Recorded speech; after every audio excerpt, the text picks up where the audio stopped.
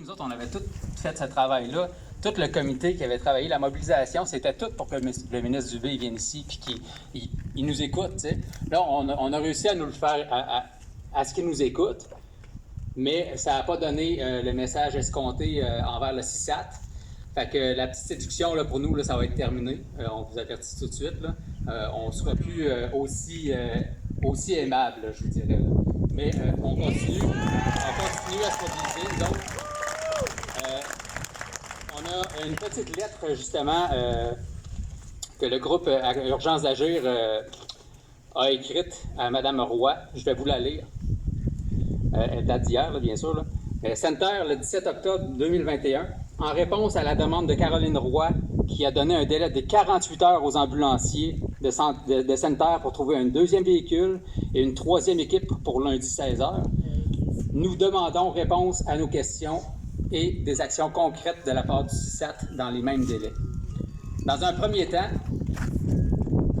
pour nous démontrer sa collaboration et sa bonne volonté, nous demandons à Caroline Roy de permettre à l'ambulance de s'arrêter à l'urgence de Sainte-Terre entre 8 et 16 heures afin de diminuer le stress des ambulanciers et de leur permettre d'avoir accès à des médecins qui sont ici de jour.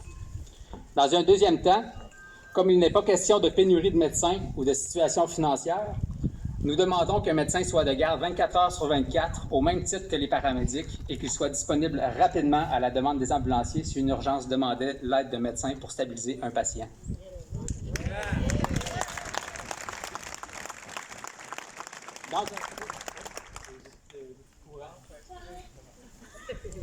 Je vais être obligé de crier. On va checker, voir.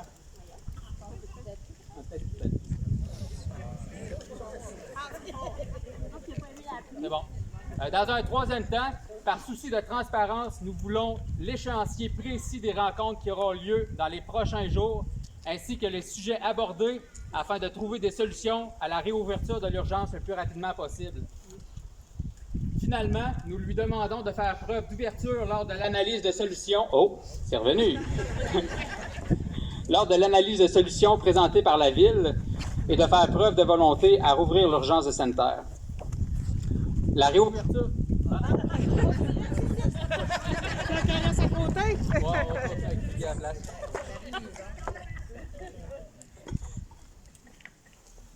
La réouverture de l'urgence de Sainte-Terre doit dès maintenant être le dossier prioritaire de la gouvernance du CISAT. Et si on demande si nos demandes sont toujours sans réponse, jeudi le 21 octobre 2021 à 9 h, nous allons hausser l'intensité de nos moyens de pression. Oui. Ça ne sera plus la petite discussion.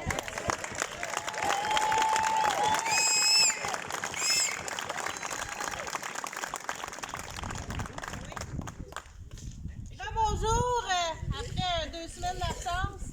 Je vous ai suivi de loin, inquiétez-vous pas, je sais pas mal où on est rendu. Antoine m'a filé aussi beaucoup. Fait cocasse, j'aime vivre dangereusement, moi je paye pas mon char à tous les jours. Okay?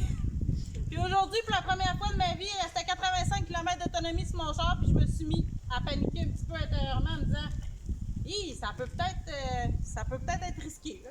Je devrais peut-être plus vivre dangereusement et attendre que la petite lumière à la lune. C'est pas normal d'avoir une réflexion comme ça là, en 2021, en tout cas je pense pas. Là. Puis ça, c'est parce que j'ai une voiture. Ceux qui n'en ont pas, j'imagine pas votre inquiétude aujourd'hui. Mais on est ici, comme Antoine l'a dit, pour faire réouvrir notre CLSC le plus rapidement possible. Le mot d'ordre que j'aimerais, oui, on va être plus intense dans nos manifestations, mais on reste calme, parce que ce qu'ils veulent, c'est semer la panique. Quand on sème la panique, on divise notre monde. C'est pas ça qu'on va faire. On va se tenir, on va rester calme, parce qu'on est solide, on les a prouvés. Pour que la ville de Sainte-Terre se rende jusqu'à l'Assemblée nationale, je pense que ça passe. Ouais.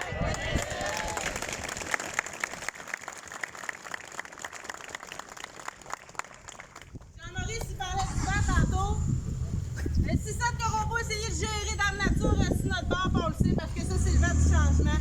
Ça va être ouvert dans pas long. C'est ça qu'on vit.